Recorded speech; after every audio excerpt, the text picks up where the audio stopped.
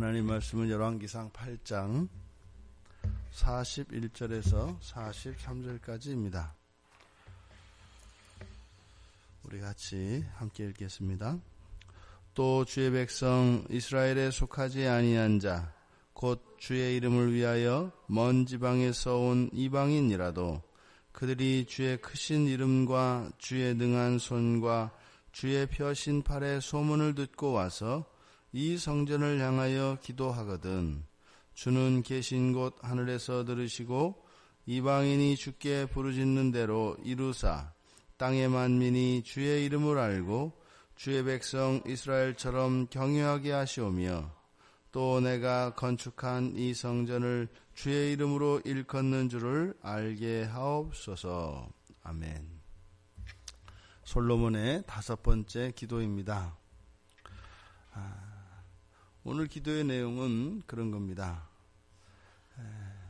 이스라엘이 아닌 이방인들, 근데 이방인들 가운데에서 주의 이름을 위하여 찾아온 이들, 그러니까 주께로 돌아온, 주께 의지하고 주께로 도움을 청하며 주님 앞에 나온 이방인들, 그들도 이 성전을 향하여 기도하거든 그들이 부르짖는 대로 그대로 이루어 주십시오 라고 하는 내용입니다.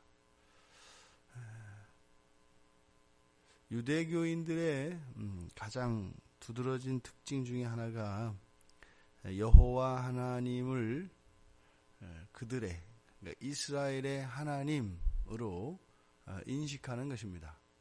그래서 이방에 대해서 매우 배타적인 그런 태도를 취합니다.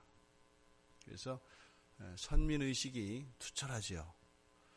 그런데 이 성경을 보면 그들이 가지고 있는 이런 배타성은 성경 원래의 사상, 또 하나님께서 이스라엘 백성들에게 주셨던 하나님의 계시에 기초하는 것이 아니라 그들의 역사 속에서 그들의 신앙의 변질로 말미암아 초래된 그런 변종적 사상이라는 것을 우리가 알 수 있게 합니다.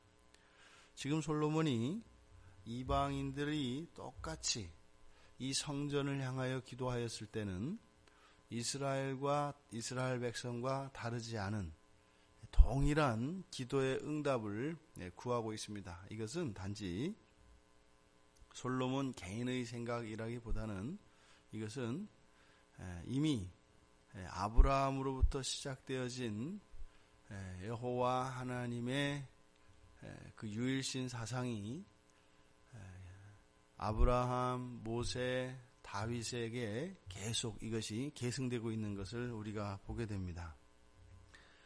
창세기 22장은 아브라함이 그 자녀인 이삭을 하나님께 드리는 이야기가 나오는 것입니다. 그런데 그 22장, 창세기 22장 18절에 보면은 아브라함이 하나님께 기도할 때, 하나님께서 아브라함에게 말씀해 주실 때, 내 씨, 그러니까 이삭이죠. 내 씨로 인하여 이제 복이 임할 것인데, 그 복이 너와 내 자손, 이렇게 이야기하는 것이 아니라, 천하 만민의 복이 될 것이라고 이렇게 이야기합니다. 그러니까 아브라함은 이스라엘의 복의 근원이 아니라 누구의 복의 근원이에요? 천하 만민의. 그래서 이미 여호와 하나님은 한 민족의 민족신이 아니라 온 인류의 하나님이신 것을 이야기합니다. 또 모세에게 율법을 가르쳐 주시면서 출애굽기 22장 21절을 보면 이방 나그네들을 압제하지 말 것을, 금지할 것을 명합니다. 그러니까 어떻게 해요? 가족과 같이 동일하게 이스라엘 백성과 동일하게 이방인 나그네를 대하라 라는 말씀을 주십니다. 그러니까 결코 이방인이라고 해서 생활하는 데 있어서 또 종교 생활하는 데 있어서 그들을 배제하지 않고 있습니다. 더 나아가 민수기에 보면 민수기 15장 14절에서 18절까지의 내용을 보면 너희 중에 거류하는 이방인, 그 이방인들에게 제사에 참여할 수 있도록 허용합니다. 이 제사는 이스라엘 백성들도 부정하면 참여할 수 없는 겁니다. 그러니까 이 제사에 참여한다라고 하는 것은 이스라엘 공동체의 정식 회원이 된 것을 의미합니다.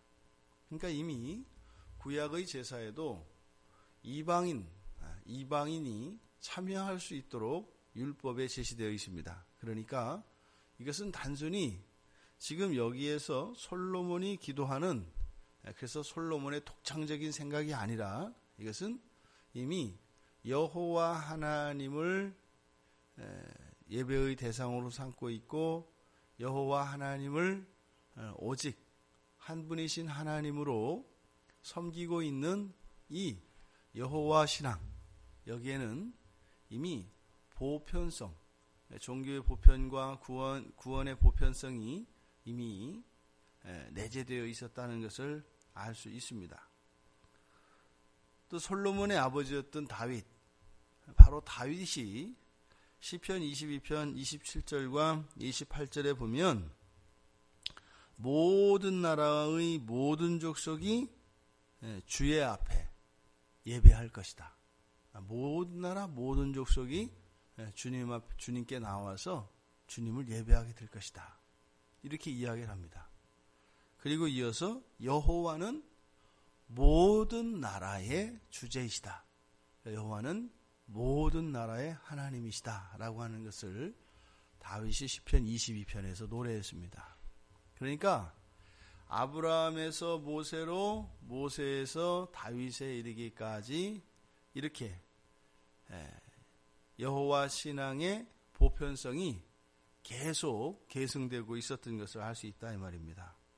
그러니까 우리가 오늘날 생각하는 유대교, 오늘날 우리들이 역사 속에서 알고 있는 그 유대교, 그 배타적인 종교로서의 유대교, 이것이 구약에 나타나는 하나님의 계시에 기초한 것이 아니라 이것이 인간에 의해서 꺾인 것을 우리가 보게 됩니다. 그런 게 이제 오늘날도 많이 있지 않습니까? 그래서 세상 사람들이 기독교에 대해서 정확히 알지 못합니다. 다르게 압니다.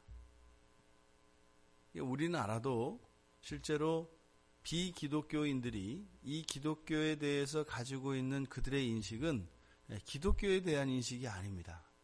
특별히 기독교에 대해서 가지고 있는 여러 가지 이런 부정적인 사고들은 참 기독교에 대한 참된 지식에 기초하는 것이 아니라 기독교인들 가운데, 그러니까 교인들 가운데 비기독교적인, 그러니까 기독교적이지 않은 가치관과 기독교적이지 않은, 기독교와 상관이 없는 그런 삶의 모습을 가지고 기독교를 그들이 받아들이기 때문에 기독교가 왜곡되는 거죠.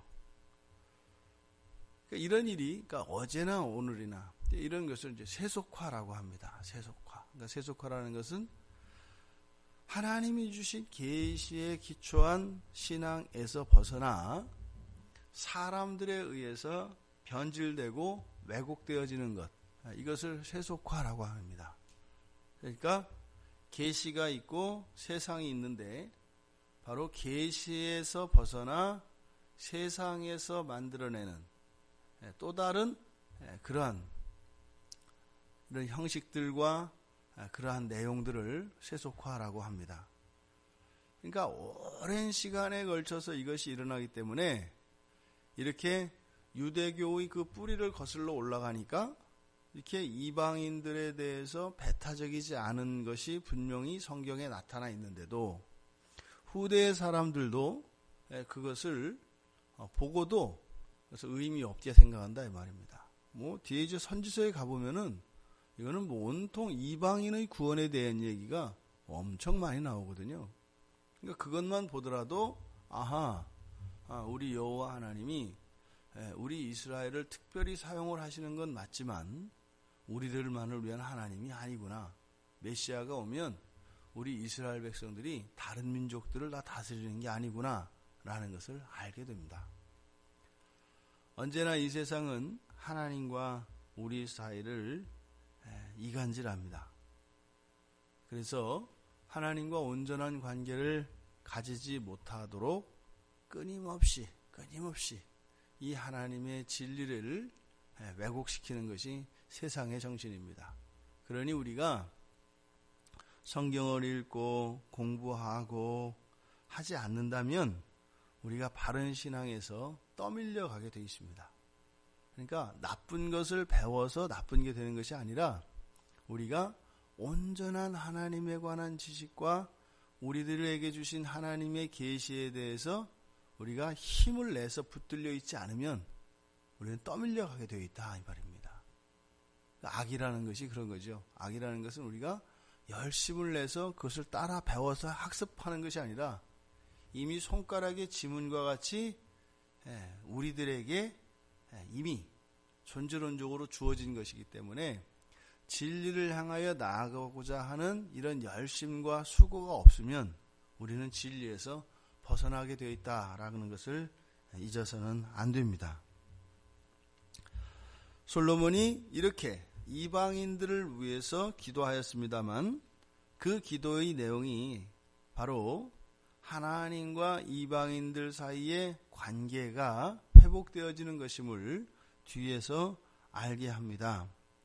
이렇게 기도를 해야 되는 이유 43절 하반절에 가니까 이방인이 주께 부르짖는 대로 이루어 주십시오.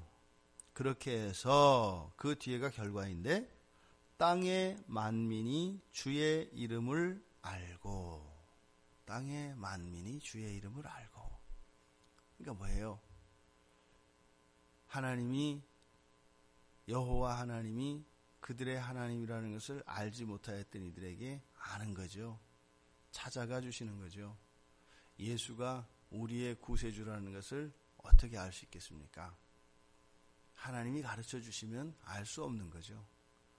이미 이방인의 구원에 대해서 솔로몬이 지금 기도하고 있는 겁니다.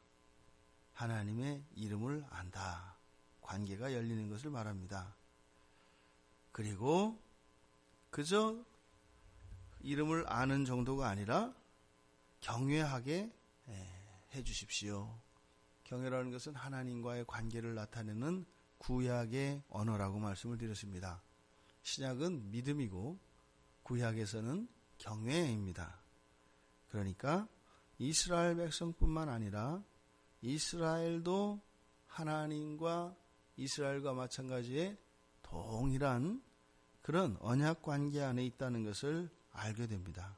그리고 이것이 이방인도 성전으로 모아집니다. 내가 건축한 이 성전을 주의 이름으로 일컫는 줄을 알게 하여 주십시오. 이 성전은 또한 그래서 이렇게 개방적입니다. 모두에게 열려 있습니다.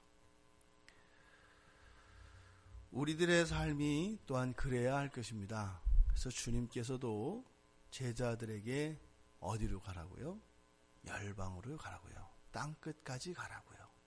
그러니까 이 기독교의 이런 특성 가운데 하나가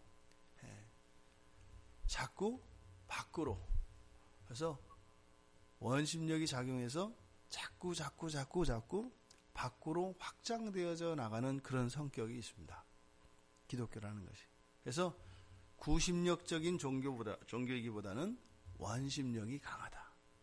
하지만 그 구심력은 무엇이에요? 그 중심성, 하나님, 그리고 말씀, 교회라고 하는 이 세 기둥을 중심으로 하여서 우리 기독교 신앙은 끊임없이 밖으로 퍼져나가려고 하는 그 힘이 있습니다. 그러니까 이 원심력과 구심력이 잘 조화를 이루어야 되는 거죠. 그래서 신앙의 중심성에 있어서 바로 우리를 구원하신 예수 그리스도 그리고 천지를 창조하신 성삼일체 하나님의 창조와 성삼일체 하나님의 재창조의 사역, 그래서 이 하나님에 대한 바른 지식과 그리고 계시에 기초하는 종교로서의 우리 기독교의 말씀, 그리고 바로 교회입니다.